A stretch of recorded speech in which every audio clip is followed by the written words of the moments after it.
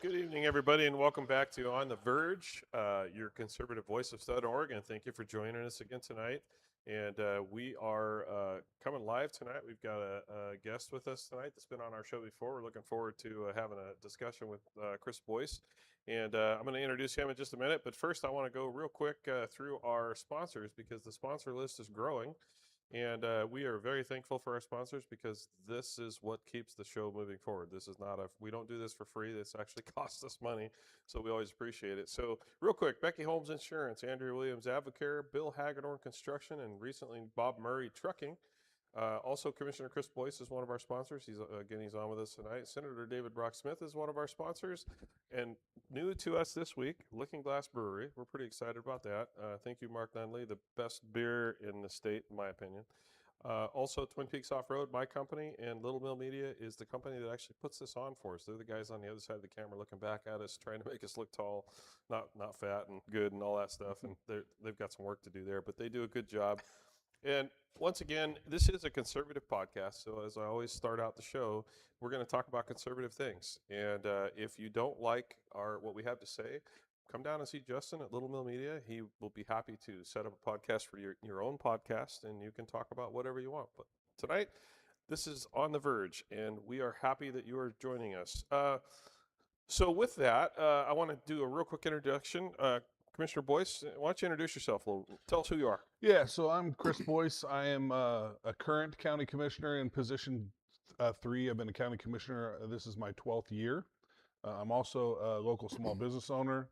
I currently only have one other job besides being a commissioner, which is I own and operate Big O Tires with my family, and I've been doing that for about 23 years. Right on. And you guys have done a lot for the community with Big O as well. It's always appreciated to see some of the sponsorship work and stuff that you guys do. So thank you for that. And my ever-present co-host here. Hi, everybody. Trent Drake. I am the Douglas County Republican Central Committee Chair and Virgil's campaign manager. Thanks for joining us again. And of course, I am Virgil Osborne, House District 2 State Representative. Before I get into some of the stuff we're going to talk about with Commissioner Boice tonight, I want to also just announce, and if you haven't already seen it, I have given a lot of thought to who to endorse for the governor's race.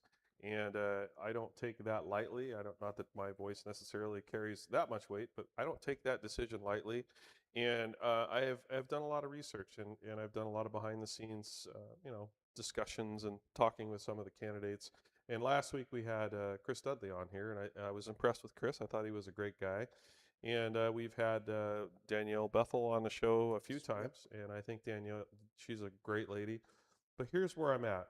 We need to get behind one candidate that can win, and we all need to stand behind that candidate, and that's what it's all about. I don't believe we have a bad candidate running for governor. There's some that I'm not that thrilled about, but I think the top, let's say 4, I think any one of them would probably make it just a fine governor. But sometimes you have to just call out and say, look, this person can win. And that's what you got to stand behind, because I think it's important to us as a state that we get a governor that is conservative. And so with that, I have officially endorsed, and I've signed off on all the paperwork, I've officially endorsed Representative Ed Deal. I do that because Ed and I have worked together on many things. We came into the legislature together in 23. We spent a lot of time working on all kinds of issues together, and as well as we sit on some of the same committees, and we're also part of the Oregon Freedom Coalition, and we tend to vote very close, and we discuss all of those things before we vote. So I just want to let everybody know that happened, and also I've also endorsed the person that's going to be replacing Ed, which is Dan Farrington. That's the person running for that district. And also, Boomer Wright is retired, so I've endorsed Claire Lynn for his position.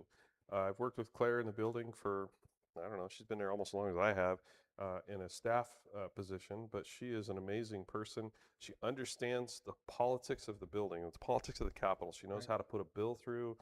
I'm sure she'll be elected. She's a great person, and I think she'll make a great representative. But she will understand, she'll be able to hit the road running. She'll be able to get stuff done, and that's important, because I can tell you the first year when you're a legislator, you don't really know what's going on. You spend the first year just, following and asking questions, and you're not very effective. She'll be able to be effective right from the bat. Now, Boomer's some big shoes to fill, but that's okay. And lastly, we, myself and I believe Trent as well, have all endorsed all three commissioners, all Douglas County Yes, we have. commissioners, sitting commissioners. That would be Chris Boice, Tim Freeman, and Tom Kress. Again, I know that there are a lot of different opinions on who should be commissioners and what should happen. I've worked with all three of these guys, and we spend a lot of time on the phone. This is how the government works here. It's not like the commissioners are out on an island all by themselves and they make decisions when they don't include the state. We have to work together as not just with city councils and mayors, but county commissioners have to work with state representatives and senators because we need to know what we need to know so we can help them.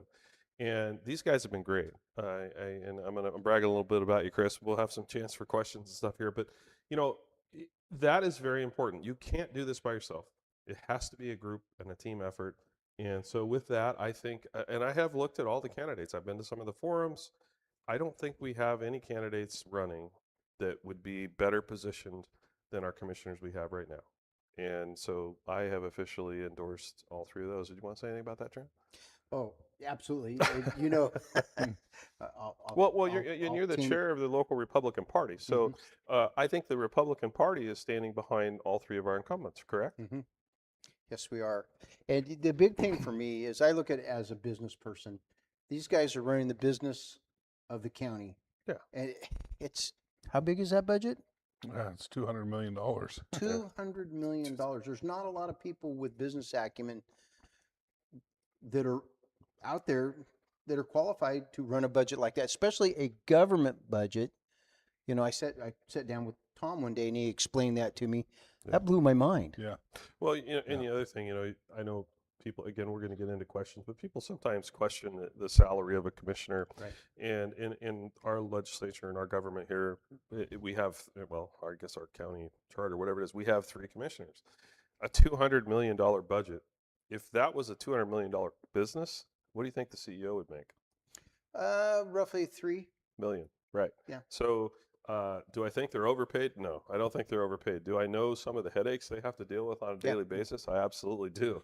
And I have many people come up to me and say, how do you deal with these crazy people? Not our commissioners, but how do you deal with all this stuff? Well, I'm like, I'm at a state level. I deal with a lot of crazy stuff. These guys deal with all the stuff. And frankly, I appreciate what you guys do because you always got a target on your back. You walk out the door in the morning, you got a target on your back. So it's not an easy job. With those endorsements kind of out of the way, I want to kind of go into asking Chris a few questions. He's volunteered to come on tonight and answer some questions, and I think if we have time, you might even take a few questions from from Facebook and from YouTube. Sure. So yeah, cool. So Chris, I'm just going to start out and get to know you. So you're a commissioner because you're involved with our community. Tell me about that. It's funny. I have Virgil, you know about it because you're a state rep for the same reason. Yeah. You, I'm sure, just like me, were at a point in your life one day when people came to you and approached you and said, "Hey, we think you'd be good at doing this job." Mm-hmm. And that didn't happen because you crawled out from underneath a rock somewhere and decided that you were going to be better at it than the guy that was doing it before you. Right. Yeah. It happened because you've been involved in the community for years and years and years, like me. We go to all these events. We're at the 4-H FFA fundraisers. We're at the NRA banquet. We're at the OHA banquet. We're at the Rocky Mountain Elk Foundation banquet. We're at the home show. We're at the outdoor show. We're sponsoring local events, youth sports. We're participating in the can drives and the car washes that you allow to happen at your business on the weekends for the local fundraisers. You just are, as a business member in the community, a member of the Chamber of Commerce. You got 20 plus years. Which is one better than I am because I'm not yet. I'd like to be. 20 plus years in the community of donating your time and your money.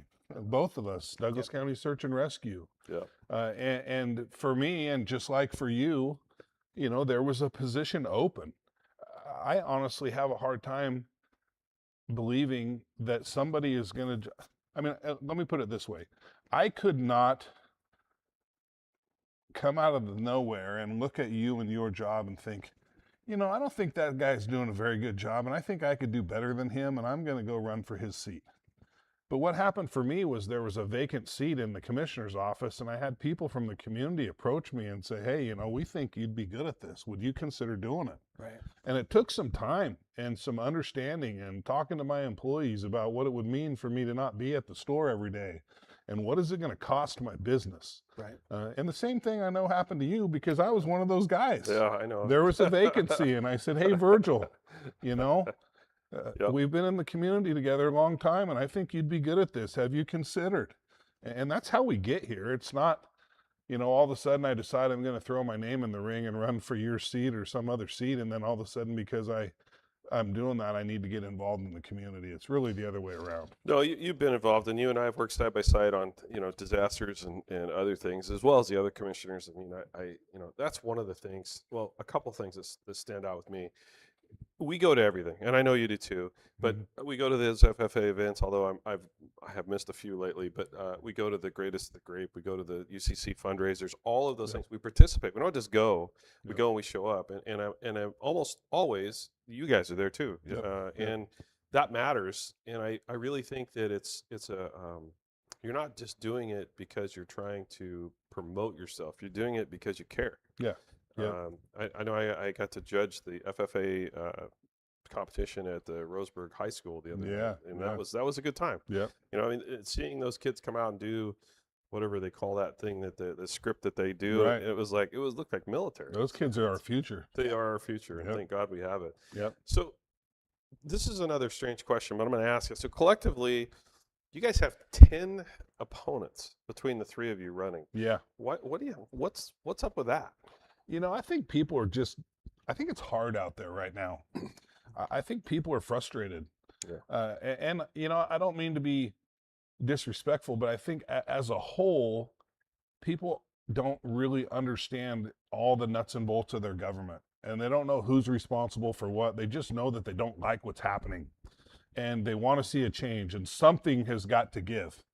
And so folks are struggling, and they want something different. And for that reason, I think a lot of these opponents are good people. I think people have gone to them and said, hey, we think you'd be better at this than this guy, and you should try it. But the consensus is that there's a real lack of understanding from those 10 people that are running against us about what our job even is. Right. And what do we have control over, and what don't we have control over? Yeah. And what does make up the county budget, and where does the money come from? And why is it difficult here in Douglas County compared to maybe some other place? And to not know those things and to feel like you're going to step into this job and be able to make a difference, that's kind of scary. But I think that's it. It's a steep climb, and I agree. There are some really good folks running. I think there are some. I have gone to one of the forums, and of course they don't want to call themselves Democrats, but all four of them are Democrats. Yeah. And what I heard at the forum was, well, we're going to change this, and we're going to do this, and we're going to do that. And I'm sitting there going, as a sitting state representative, I'm going, that's not a commissioner's purview to do that. Yeah. And so it's concerning to me that I think there's folks running on a platform that they're going to somehow, like, I think I heard they're going to lower the taxes. Yeah. So remind me the last time commissioners in the county were able to lower taxes. I don't think that's really. Well, I sort of have this inside joke that because I'm a commissioner and because people literally think that being a commissioner, you have the power to do whatever you want. So I will joke with my friends like Trent and say, hey, Trent, if you don't invite me to sit at your table at the OHA banquet, I'm going to raise your taxes. But Right. The truth is, and it's sort of funny, but I'm on a board of 3. Right. I don't have the power to do anything on my own. Yeah. You mentioned it earlier. We have to work together, Yeah. not just with you, our state representatives, but and our federal delegation, but we have to work together as a team of commissioners too. Yeah. And nothing gets done in our office without at least 2 people in agreement. So imagine you got the chair of the local Democrat Party and 3 of his friends decide, 4 of them for whatever reason, running for 3 positions. And if one of them happened to get elected and be a commissioner, they can't do anything on their own. No. It takes working together as a team of 3 commissioners to accomplish what we've accomplished for Douglas County. And we've done some really great things. Well, and it also means they have to work with me. Yeah. So, and and I kind of snicker when I hear that because I think to myself of all the nasty things that they've said about me, right? And it's like they're not even running against me, but I catch a lot of the nastiness, and I'm Sure. thinking, I can read, I can see, I can see what's on your social media and how bad of a person you think I am. Frankly, the state that we're in as a state, we got there, and it wasn't by the Republicans putting us there. Yeah. Okay. Yeah. So I know they want change. They want this. They want that. I do too. I would love to see change. Yeah. Do I think it's our local government that needs to change? I mean, you can always do better, right? Even I can Sure. do better. Sure. But the change that this state, I went to a business meeting today with a bunch of local business folks and part of the governor's prosperity council. So what do? In the state, the first thing we do is we disconnect from a federal tax discount that was going to. That's the first thing we do is we disconnect from it as a legislature, and now we're somehow or another going to promote business. Yeah. It just doesn't work. And you brought up a point, and I don't think people realize this, but you're right. The front runner, so to speak, I think in your race, is a Democrat, right? And he is not only is a Democrat, he's also the local chair of the local Democrat Party. Right. Yeah. Yeah. I can see a conflict of interest there. Yeah. I mean, Yeah. but I think even when Valin Curry was running, she resigned as the chair of the Republican Party Yep. before she ran. So I'm a little surprised about that, but we'll see. And I actually have a meeting supposedly scheduled to talk to him. He's asking, so yeah, Nice. that'll come up. Good. Good. And one of the other observations is that people don't understand is, when you become a public figure, you have to have an accessible life. You're not wrong. And for me, my life's a little covered up. I'm a little harder to get to, but you guys, I can make a phone call, or if I have a challenge, we have somebody out there that needs help. I know I can call you guys. Yeah. Which people don't understand. That changes your life. Yeah. Yeah. It does, and I've decided, and that's part of why we did this show, is because I'm embracing it. I'm just gonna, there's no secrets. I got nothing to hide. If there's no point for me to try to hide. It's like I want this show to be transparent. I want to be transparent. I also want this show to teach people how government works, and we talk a lot about that. We talk a lot about how the process of a bill goes through the House and goes through the Senate, and those are the things that I think that people just don't know. And it's frankly to most people it's probably boring. It's probably 0.1% of their entire life that they care about, but it matters because it changes everybody's lives on some of the things we do. All right, so let's keep going here. What do you think the most important issues are with this election, Chris? We know what the most important issues are because we've been out talking to people and we've asked them. And coincidentally, it's 4 very important issues. The commissioners certainly have a role to play in all of this stuff, but maybe not quite as big a role as you might think. And I'm happy to explain all those things. But the number one issue that people are really concerned about right now is taxes and fees and just the cost of living. And I think homelessness is number 2 on the list. And that's obviously a great big issue in Roseburg, especially right now. And economic development was one, and diversifying the economy and housing affordability were the top 4 issues that I've heard people talking about, that they've talked to me about and mentioned that they're concerned about right now, and they're going to be topics in this election. Which is different because in elections past, public safety is always in the top 4, Right. Yeah. if not number 1. And this year it was way down on the list. So those are the things that the people I'm talking to are concerned about, and rightfully so. Well, and I think public safety in this county, I think we do a pretty good job.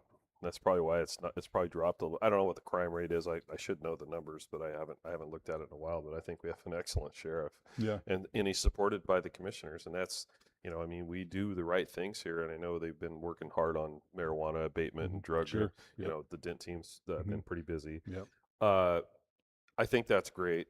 I want to say today again, I met with some folks from the governor's prosperity council, and you probably know every one of them. There was a lot of local business people were there as well, and those were the same things that they were concerned about. They asked us to come up with these different things that we were concerned about to help business thrive. Sure. And almost every one of those was one. Now, I will say this, and I'm going to ask this in a question anyway, but how is it that the county commissioners control taxes?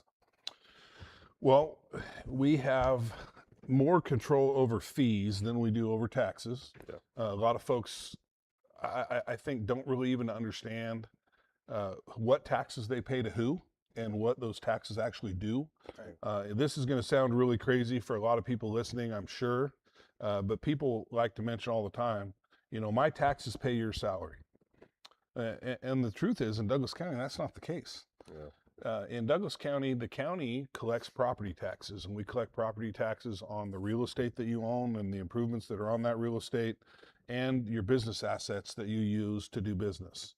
But that property taxes are not our primary portion of our revenue, and they are really not even a meaningful portion of our budget. I mean, of course, every dollar counts, but property taxes in Douglas County make up less than I think about $13 million of our $200+ million budget. I don't remember the numbers, but that wouldn't even pay for our police, our county sheriff's department. Pays for less than half of the operation of the sheriff's department. Yeah. And we haven't raised taxes. Douglas County commissioners have not raised taxes in the entire time that I've been here. Right. And we've worked really, really hard to keep fees low. So just some examples. You know, we as Republicans generally are anti-tax. Right. We also understand that taxes and fees, essentially government fees, are the same thing. I have had some conservative Republican friends when I was first starting this job pretty upset with me because we had to implement some fees, Mm-hmm. the landfill fee being one. There was a very good reason behind it, and anyone who really sat down and spent the time to dig in and understand what the problem there was agreed that that was necessary. I think at the time Douglas County was the only place in the United States, if not the world, that I could find where trash disposal was free. Yeah. And it wasn't free. Obviously, there's a cost to operate that department, a significant cost, and we were spending that money just out of our reserves. But right now, today, our solid waste department is whole and healthy. It's compliant with all the DEQ regulations. And I believe we have the lowest trash rates that you can find anywhere. And I mean anywhere. I've researched it and I can't find it lower. So we're very proud of that. We have kept all the public access points the same. In other words, no, we haven't closed any what people would call dumps or transfer sites. We haven't closed any of those. Hours of operation have actually increased. And we've kept fees lower than you can find them anywhere else. So yeah, it's a hard pull with a dump. And I grew up here, so I remember we never paid to dump. But then it's like, you know, at some point, I understand there has to be a fee because the county can't do it free forever. I mean, everything goes up, costs are going up. And I remember when you guys made those hard decisions, and I was like, oh man, this is going to be a tough one. But you know what? It was the right decision. So in order to finish and answer your question, you know, we as county commissioners have the ability to put in some new taxes. We could do countywide, sure. Yeah, say a countywide transient lodging tax, something that we've been asked to consider and we're opposed to. Yeah. You know, a hotel motel tax they call it or whatever. We can also go out for like a public safety levy, and there may be a point in time in the future where that becomes necessary, and we have to talk about that. But for the most part, since I've been a commissioner, no new taxes. Yeah, no, and I think that's great, and that's the part. That's again trying to be transparent. That's something people don't know. Yeah, and I think it's good to point it out. And I think the risk of putting and I'll just be frank because this is a conservative show. The risk of putting a Democrat in a position to do that. Not saying that one particular person might be able to get away with it. They have no problem taxing people. Believe me, I work with 37 of them in Capitol, and they understand taxes. They're good at it, and right now they're really pushing. And we'll see it in a long session. They want a sales tax. Yeah, and you know, I mean, gosh, it's just I'm so adamantly against it. Listen, we got to real quick here just talk about some of our sponsors. Yeah, because it's that time. And I want to go through them real quick. I'm not even going to make Chris read a sponsor thing tonight. So Trent and I are going to handle it. But these guys, they help pay for the show, and they deserve all the recognition they can get. And I'm going to start out. So this is my good friend Andrea Williams. So I'll just read her ad. As a small business owner in Douglas County, we know how it goes. Long days, too much caffeine, and not enough sleep. If your New Year's resolutions have already slipped, give yourself some grace. February is better. It's a better time to reset. I realize this is an old ad, so now we're all the way into March, whatever. But find Andrea Williams, Advocare distributor on Facebook, and reach out. She'll help you get back on track in a realistic way. And I will tell you that I do use her product, and yes, I'm behind. I need to buy some. But visit her website, healthyhabittribe.org. That's healthyhabittribe.org. Trent, who do you have? I took my Spark this morning. Yeah, well, I did. Just hanging that on you. She's gonna hang me. I know. Well, have to give her a free month or something. I want to talk about our friend Bob Murray. Bob Murray Trucking, brand new sponsor. Since 1980, Bob Murray Trucking has been hauling logs, equipment by flatbed, and hauling gravel. For your logging and heavy hauling needs, call Bob Murray Trucking, 541-784-3737. Tell him Trent sent you. I met Bob Murray in 1994 when I used to change commercial truck tires at Lauren Young Tire Center on Diamond Lake Boulevard. That's how long that guy's been doing business. Yeah. Bob's a good guy. I just took our fire CT-130 classes out there in Glide with him, and yeah, Bob's he's just he's just one of those guys that's solid. I mean, he's helped out with our nonprofit as well. Great guy. Oh. Yeah, and great. his wife a few years ago got cancer, and the community rallied. Yeah. Well, they had a big thing shindig on Saturday night. Yeah, for Kenny. Packed out the scoreboard. Yeah. That was cool. Yep. So, rallied. I also want to talk about Becky Holm. She's a good friend and an insurance agent as well. Are you still getting Medicare calls? They're relentless. They claim that they get you the moon and the stars, but can they? Most likely not. Just like with anything else, if it's too good to be true, it probably is. Find someone trustworthy like Becky Holmes. I'm reading this, but I do believe it. She is trustworthy. If you've moved, are turning 65, or just have questions about Medicare, Marketplace, or any other insurance questions, give her a call. That's Becky Holm, 541-900-6001. That's 541-900-6001. And she is my go-to. I do call her and ask her questions. And she just helped me with my wife's Social Security issues, and I really appreciated that, because Social Security is just a royal pain to even get on the phone with. And she did all that for nothing. I mean, she literally helped me get it through. So I got 2 more years. yeah, well, not everybody's as old I as know, right? What else you got, Trent? All right. Well, I want to give a shout out to Bill Hagedorn, our buddy at Bill Hagedorn Construction, for any remodeling needs, decking, fencing, flooring, tile work. He's got you covered. If he can't do it, he knows somebody who can. He stole that line from me, by the way. Did he? Yeah.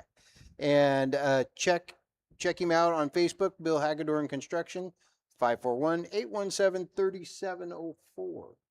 I can vouch for Bill. He's a good guy. Yep. Does great work. Okay. And this is one that I'm super happy to hear about. He actually volunteered to do it, and he's been nothing but a great supporter. And that's Mark Dunley with Looking Glass Brewery. And that is kind of our headquarters. I think my very first campaign kickoff was there. That's exactly where it was. And yeah, they've been great supporters. And I'm going to tell you right now, if you like microbrews, if you like beer, I've never tasted better than what they make. Well, what's unique about Mark, he worked for NASA. Right. And he brings a scientist vision to brewing beer. And I tell people, you should Is that what Bubba's called now, a scientist? Bubba? Bubba? He's now the brew bouncer. The brew bouncer. The brew bouncer. But have him take you through and have him talk you how he brews beer. He's even tinkered with things to make them better. That's what's so unique about him. His goal is to have a glass of Bad Habit Blonde in March. That's my taste beer. the same in March as it does in August as it does in December. So I'm going to give myself a prop here. So Bad Habit Blonde is a beer that I talked to Mark about. Gosh, it's been, 4 years ago now? Maybe 5 years ago. I said, He hey. calls it summer, or blonde. Yeah, it's Blonde. 15 or whatever. 15, yeah. The- It's like Coors, which is not really beer. Well, that's what I told him. I go, hey, you should make a beer for my business. I think it'd be cool because I have a little Jeep on there. And at the time, we had some models that were doing some work for us. And I said, I think Bad Habit Blonde would be a good name. So it took about 2 years to come up with the brew, but he did it. And he said, what kind of beer you want? I said, well, all my friends drink Coors Light and Keystone Light. So it's got to be something kind of like water. But you know what? He did better than that. It's a great beer. We love Mark and Lydia. They're awesome people and great supporters. Now, I don't want to forget, Commissioner Boice is also one of our sponsors, Yeah. and we appreciate that. Absolutely. Again, this is a conservative talk show, so we get the conservative message out, but we also tell the truth.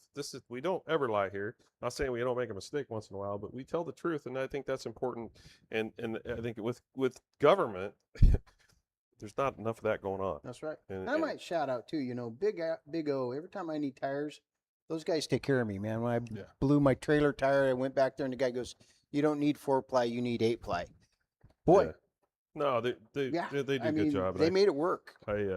his kid Ben has always been really good to me, and, Mhm. and he always answers the phone. If I call Yep. him on his cell phone, he answers. I love that. Right? It's like I hate it when you call somebody and they never answer their phone. It's like he always answers the phone. Yeah. Okay, and with that, also David Brock Smith, our senator who is now running for the Senate federal position. He is also a sponsor of this program, and I don't know if he's watching tonight, but David, if you are, thank you for everything you do for us. We work close together. I mean, it's just part of it. We want to pass a bill; it's got to go through the House and the Senate. So you need teamwork in the House and the Senate as well as at the commissioner level to get it. All right, let's get back to some more questions. This is a good question, and I think you'll enjoy answering this. What role does the county play in dealing with homelessness? You know, the county's involved in homelessness in ways that you might not expect, or you might not make the connection. The county actually operates the largest homeless shelter around, and that's the Douglas County Jail. Many of the people that are in there, if not being lodged in jail, would be homeless. Right. But the jail isn't just a place where we lock up folks that committed crimes. The jail is a place where folks go and get connected to services also. And so inside the jail, we have a substance abuse treatment program that's called RSAT. It's called a Residential Substance Abuse Treatment Program. The juvenile department in Douglas County is a big player in homelessness because we not only serve juveniles in Douglas County, but we contract with the state of Oregon, and we have a essentially foster home there for kids that are in the system that haven't worked out in other places. And with very well known, very well supported statewide, other counties contract with us to do that work for them. And without that, a lot of those kids would be homeless. Right. And then beyond that, the county is involved in all of the specialty courts that are giving people aftercare and veterans, people with mental health issues, and drug court to get them to where they are productive members of society again. And there's a housing component involved in all of those things. So the county's involved in that way.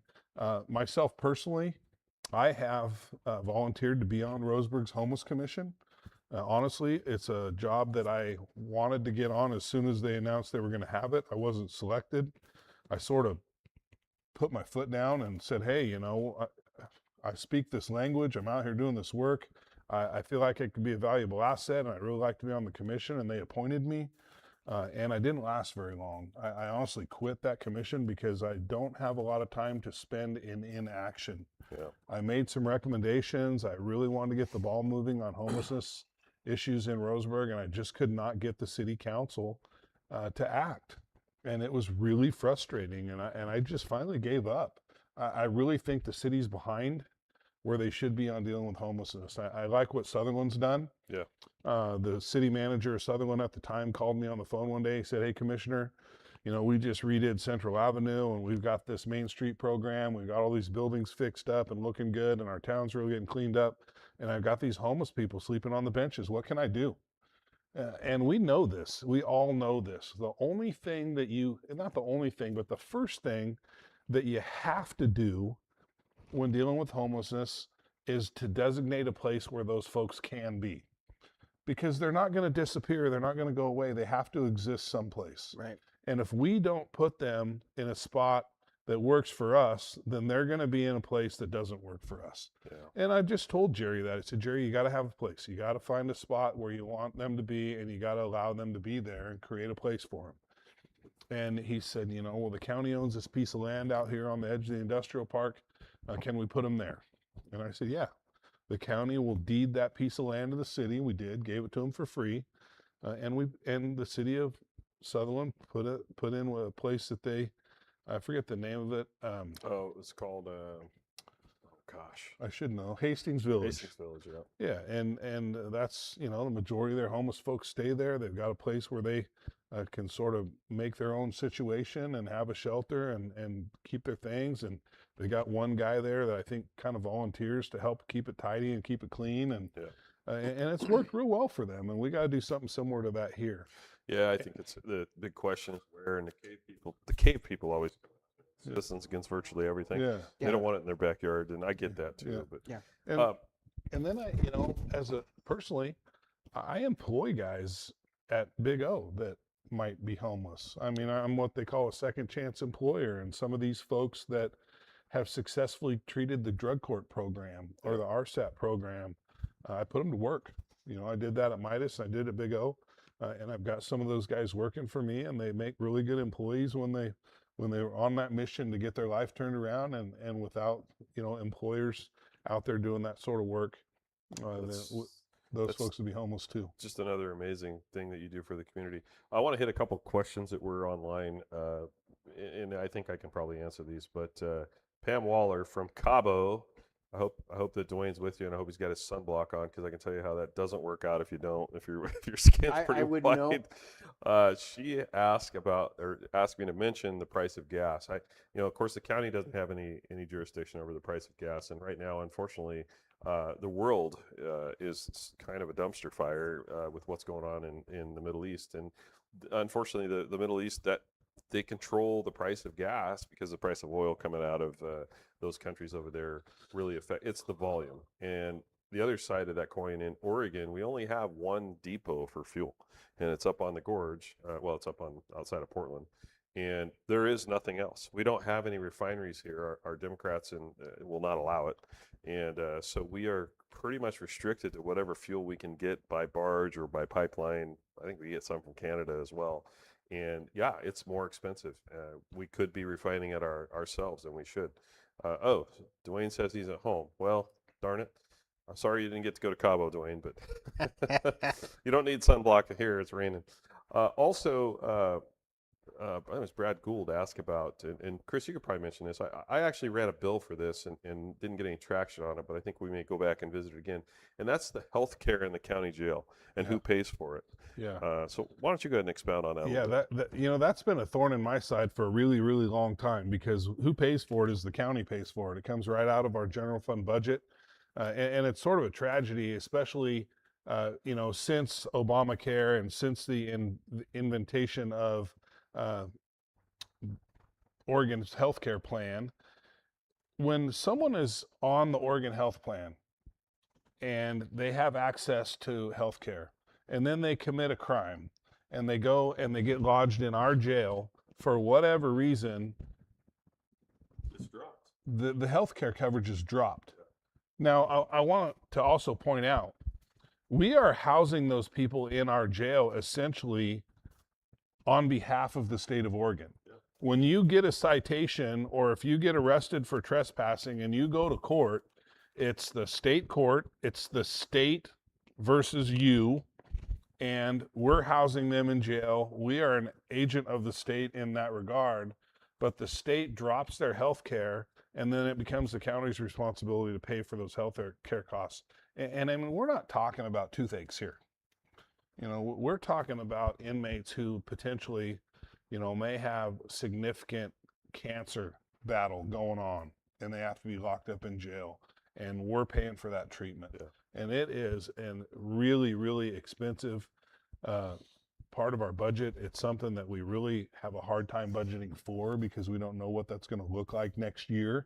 But it is something that we've worked with you and other state legislators about trying to get fixed. And I do believe that there's starting to be some traction at the legislature to understand that that's a hole in the system. We got it fixed for juveniles. Yeah. And I think we're just right on the verge of getting it fixed with on the verge. We're right on the verge of getting it fixed with adults. But yeah, again, this is part of the show, is the politics and the way government works. Right. Who knew that if the state police picks you up out on the freeway for doing something, who God knows what, and puts you in the county jail, you now become a ward of the county, not just as for them to take care of, but also medically you're a ward of the county. Yep. And you may end up sitting in there for 6 months before you're tried. Yeah. And the county covers all your health care for 6 months, and the state's out of it until you go to so you go to the state pen, then the health care picks up again. Yeah, then it's back on them. Yep. Yeah, Yep. it's such a our state is sometimes it's the upside down. That deal calls it the upside down. Yep. I think he's not wrong. Yeah.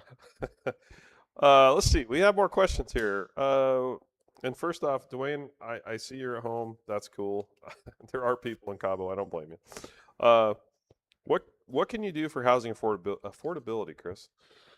So we're doing it. We had a deal that we passed at last week's commissioners meeting that adds, it's called rural open space. It adds the new zoning designation. The first thing in talking about housing affordability is you got to really understand why we're where we are. What makes housing expensive? Right. In Oregon, we have a major land use problem. We have a statewide land use plan that doesn't necessarily work statewide. Years ago, when Kitzhaber was the governor, he commissioned a program called the Southern Oregon Regional Pilot Project, where Douglas, Josephine, and Jackson counties took a deep dive into the land use program and offered some alternatives. And Douglas County was really the cutting edge of that study and came up with this notion that there's an attempt in Oregon, and I think probably rightfully so, to protect productive agricultural land. That's important, and I understand that. Right. But we have some land around here that isn't really productive. It's non-productive, non-resource land. It's the oak savanna type countryside where grass barely grows. I learned today you can't call it scrub oak anymore. Oh, you can't. I guess that's against the, I don't know, PC or something. I don't know. Okay. Well, you couldn't even hardly raise a sheep there, right? Or a goat. So anyway, that's what we're talking about. Yeah. And currently in those areas outside the urban growth boundary, the minimum acreage size in order to put a house on is 80 acres. Yeah. So housing affordability, you got to be able to afford 80 acres to be able to build a new home. Yeah. And we've changed that to where we would like to have a 20-acre zoning option. This battle's been going on for a long time. It's been remanded to LUBA, which, as you know, LUBA is the Land Use Board of Appeals. Yeah. Essentially, anything land use in the state of Oregon, the state has final authority, and they get to make the final decision regardless of how we feel about it. Right. So we've sent them the proposal, and they've recommended changes, and it's come back to us and remanded it back, and we changed some more, and I think this is a third iteration. But we did finally adopt that in our zoning book the other day. To make that available for people who might want to try to pursue breaking up some of those bigger parcels and having a 20-acre piece. And Now, is that going to get appealed again? I'm sure. Okay. I am sure. And then the bottom line is, though, it's a supply and demand issue, Yeah, right? I mean, it it's basic economics. It's supply and demand.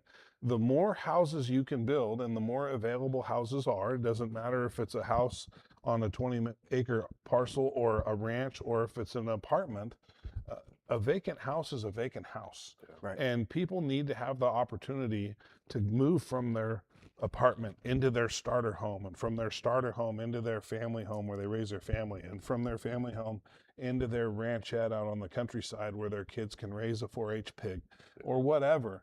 And every time, Commissioner Freeman said it well the other day, it's a continuum.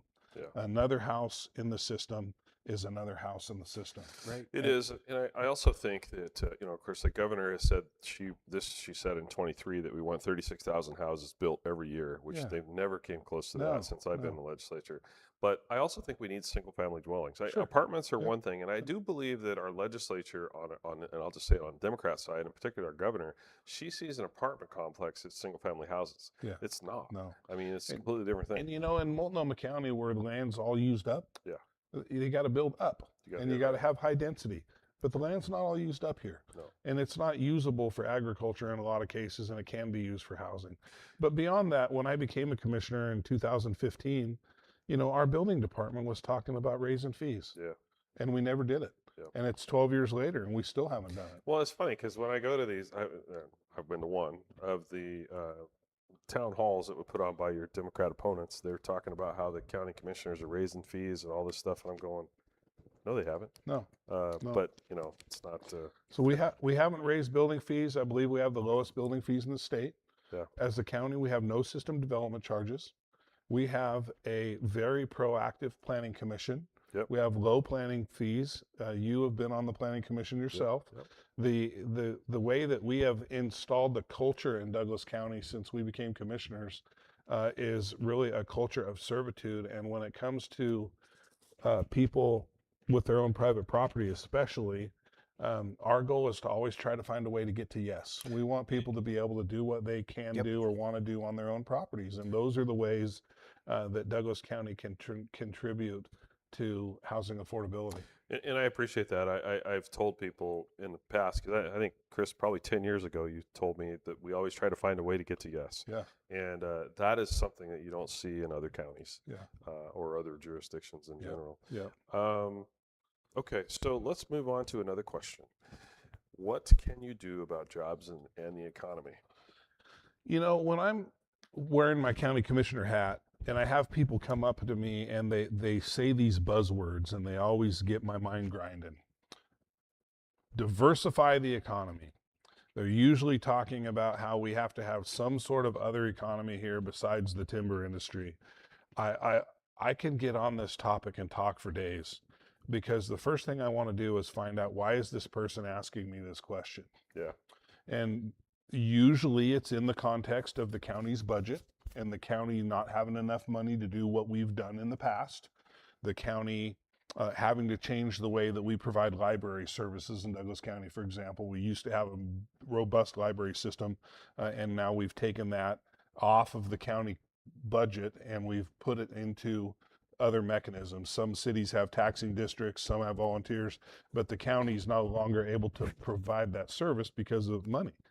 And people say, well, we got to diversify the economy and stop being dependent upon timber. We have done a really, really, really bad job of getting people to understand what role timber plays here. Yeah. And the reason I say that is because in the context of people asking me about economic diversity and how do we boost the economy, they're trying to solve the problem of county funding. Right. In that context, people need to understand the county does not get paid from jobs. Right. The state that's income gets tax. payroll taxes, they get income taxes. The county doesn't get that. Right. Am I saying that we don't want to create jobs? No, it's absolutely critical for where we live, but we have to make sure we're having the conversation within the context of what it is. Right. So going back to that, I have, this is probably the biggest feather in my cap as far as being a county commissioner. I got a phone call from a guy named Eric Geyer who worked for Roseburg Forest Products when he said, I hey, know Eric. Yeah. Yep. he said, hey, we are wanting to, we meaning Roseburg Forest Products, make the single largest investment in the history of the state of Oregon in manufacturing, but we need your help. And the state has a program called the Strategic Investment Program that we can take advantage of that gives us some tax incentives that we believe will put us over the hump and make this investment viable. And we need you to administrate it for us. And I had to do a bunch of homework and understand what that meant, and what does that program do. But I did work with Roseburg Forest Products and Business Oregon and was the commissioner in Douglas County who was assigned to implement this strategic investment program on behalf of Roseburg Forest Products. And what that turned into was a $750 million investment, the largest investment in Oregon's history in manufacturing, right here in Douglas County. And part of that money was invested in Coos County. And I worked with Coos County on their share of it. Yeah. That's something I can do as a commissioner that helps economic development. Well, and it's alive again too. I think the project got stalled for a while, but Yeah, I it think did. And the things that are happening at Roseburg Forest Products right now were part of the plan. Yeah. You know, essentially what they're doing is removing product lines that they manufactured that were no longer viable in the industry and replacing them with new modern products that are viable in the industry. Yeah. And some of the products that they're making are really made out of waste that they were throwing away before. Something like mass So timber it's, does. yeah, it's a byproduct. They've taken a byproduct of the manufacturing process and created a new viable product that has a place in the market, which is fantastic. But you know, before that, I worked with Business Oregon to get Fredwall Marine a $3.4 million grant to rehab their facilities over at the coast. Yep. Fredwall Marine used to be on the east side of the Highway 101 bridge on the Umpqua River. Yeah. And they had a facility there where they had a little dry dock set up and they could work on 3 boats at a time. And they had about 40 employees. And they bought the American Bridge property that was out on Bolin Island, and I helped them secure a $3.4 million grant from Business Oregon that helped them develop that facility. We also gave them a grant from the Douglas County Industrial Development Board to put in a railroad crossing for their lift that they lift the boats out of the water with and carry them across the land. Yeah. And those guys now, if you drive over there, It's big. they've got almost 200 employees. Yeah. They've got 40 or more boats on the property that they're actively working on most of the time.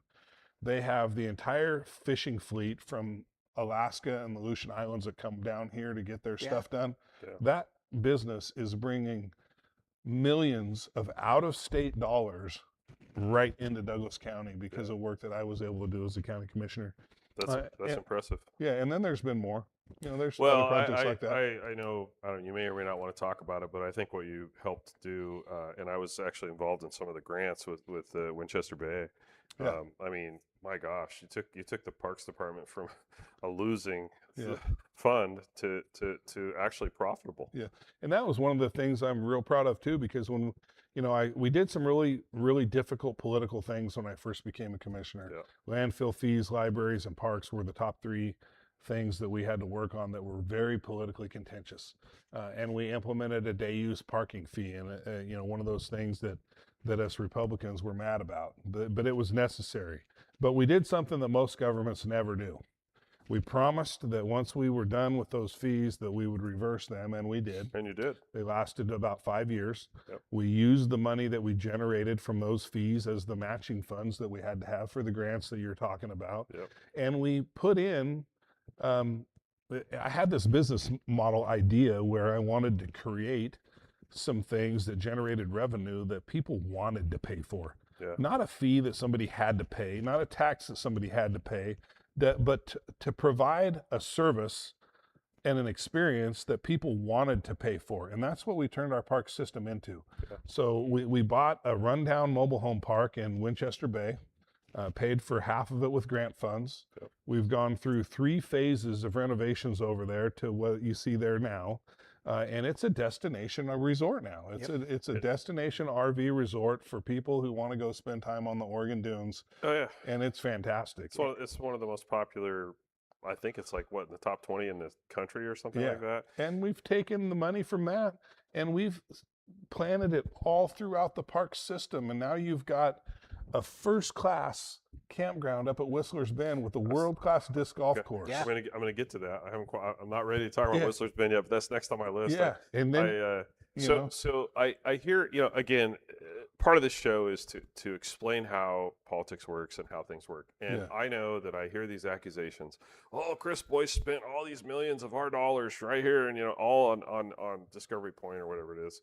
And I'm going, that's not how it went down at all. No. And I know that for a fact. I'm not making it up because I was the chair of the Oregon OHV Oversight Committee and Sub-Grant Committee myself personally before I ever got in politics for 8 years. Yeah. And I know where the money came from. Yeah. And it didn't come out of Douglas County's pocket. There was a grant match, but it's like so people can, say all the crap they want about that, but it's like I know the facts and you're not lying. Yeah. I mean, No. what you did was amazing.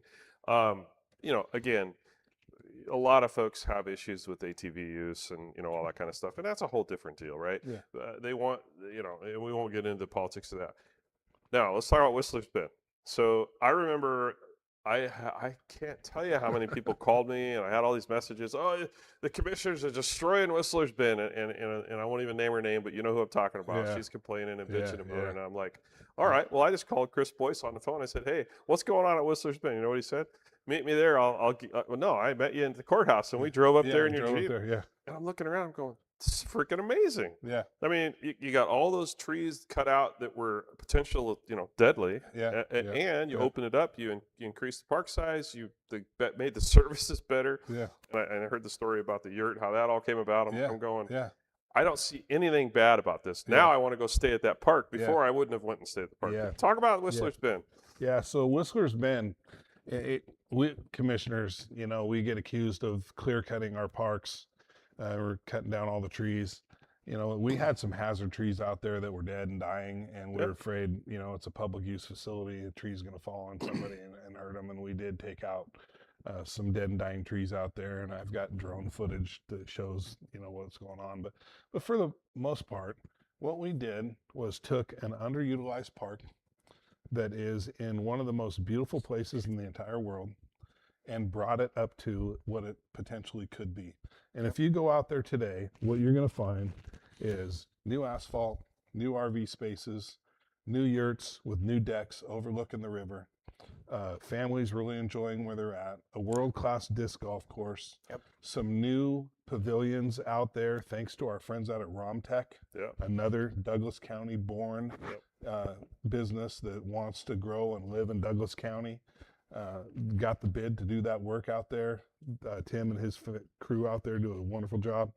And what you're going to see at Whistler's Bend is virtually amazing. Yeah. It's and it self-sustains. Yeah. Right. And that's the key. It's handicap accessible. Yeah. It's landscaped. It's new structure. It's beautiful. I mean, it's just awesome. I'm so proud of it. I happen to know the logger that did the logging out there. He's an amazing Brian Stalford, I think his last name. Amazing timber faller. I mean, he fell those trees in between trees, didn't knock down some trees. He did an amazing job. Yeah. And I think he was probably the same one that you guys used on Cabot Creek as well. Yeah. And I'll never forget. I'm looking at my Facebook feed, and again, there's so much garbage out there. But I've got these people. Oh, the county commissioners are logging all the trees off of Cabot Creek Park, destroying the park, and they flew a drone over it. Yeah. And a drone clearly showed every freaking tree dead. That one could be And fire I'm like, hazard. yeah, I'm like, Yeah. But then they're claiming, well, you're selling it to the mills and you're making money for whoever. I'm like, the mills didn't take that. No. That's firewood, maybe. Yeah. So, I wish that people would do the research before they start throwing out the punches. That's what I wish. So let me tell you about our parks director. I love Mark. Yeah. Mark's a no BS kind of guy. Yeah. He's straight business. Yeah. He's got kind of a dry personality, and he's a weird accent. Yeah, but he's a sharp guy, and because of, believe it or not, I have a really hard time understanding why we're where we are today in Douglas County. But because we have people getting upset about selling trees to the mill, Mark has decided to catch that political football. And what he's done is any of those hazard trees that we have to remove, that the wood's still good, he's having all that wood milled, and he's stacking it out at the parks facility, and we use all of that wood to build our own picnic tables now. That's amazing. Yep, so the wood is staying in the parks. It's not being sold to the mill. It's not making some, greedy corporation rich. We're reutilizing the wood right within our own parks department and making lumber out of it to build our own picnic tables. That's awesome. I'm going to remember that one.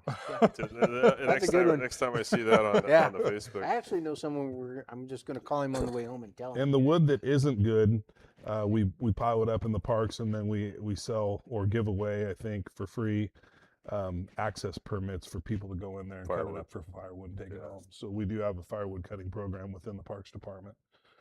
So, well, we're getting ready to get to. We're wrapping up here pretty quick, so I want to give everybody the last chance to say anything. Let's start with you, Trent. You got anything? Oh, again, great information, just like last time. I appreciate that. Yeah.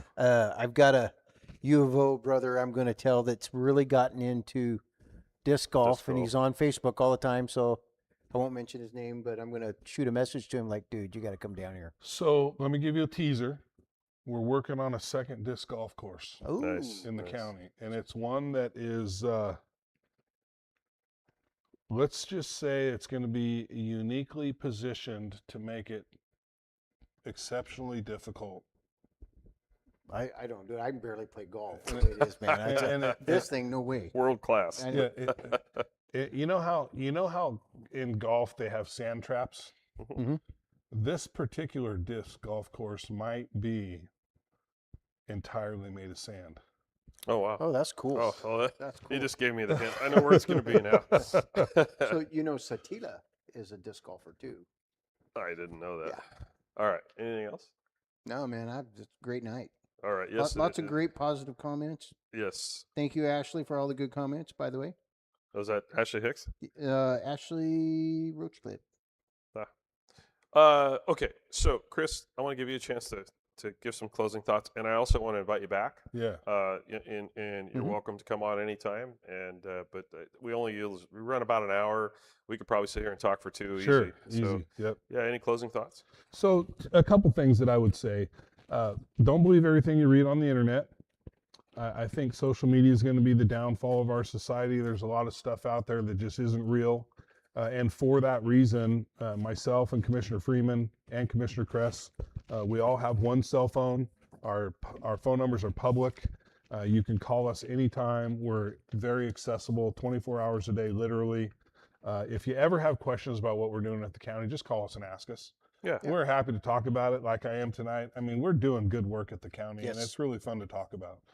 The second thing is, if you don't understand how your local government works or where your taxes go, call us and ask us. It is complicated. A lot of people don't understand it, and quite frankly, if I wasn't involved in it, I probably wouldn't care to get involved in it. Yeah. But I do. I know it like the back of my hand, and it's important that the information that we share is factual. You can reach me. I am running for re-election. People know that. You know where to find me. Oh, you got a Facebook site or a website? Yeah, I've got a Douglas County. My Facebook page is Chris Boice, Douglas County Commissioner. My website is boice4douglascounty.com. It doesn't matter if you spell the word for or use the number for, it works the same. And my phone number is 541-430-8699. You can call or text me anytime. If you do and I don't answer right away, it's because I'm in the middle of something else, and I will get back to you. It is me. It's not a bot. It's not a secretary. It's not AI. It's me and my fat fingers. I appreciate that. You always answer the phone when I call, and I always appreciate that too. And same with everybody. If you need to get a hold of somebody in government, you can always call me. Or you can call Trent. He'll get through to me. But Yeah. my phone number is pretty much everywhere. Today, I was, as an employer, trying to work with the Oregon Employment Department on an unemployment issue, and I had to call Virgil and say, "Hey, who's the guy at the state in charge of this?" And within minutes, I had the right information I needed. So appreciate that. Yeah, absolutely. Well, we work together.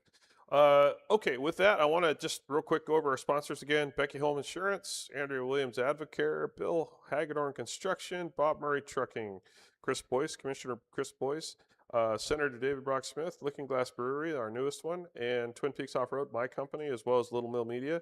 I want to thank all of them for being our sponsors and keeping us not only looking good in front of the camera, but, I should probably thank Jake back there today. He's also stepping in for Justin and doing some work for him.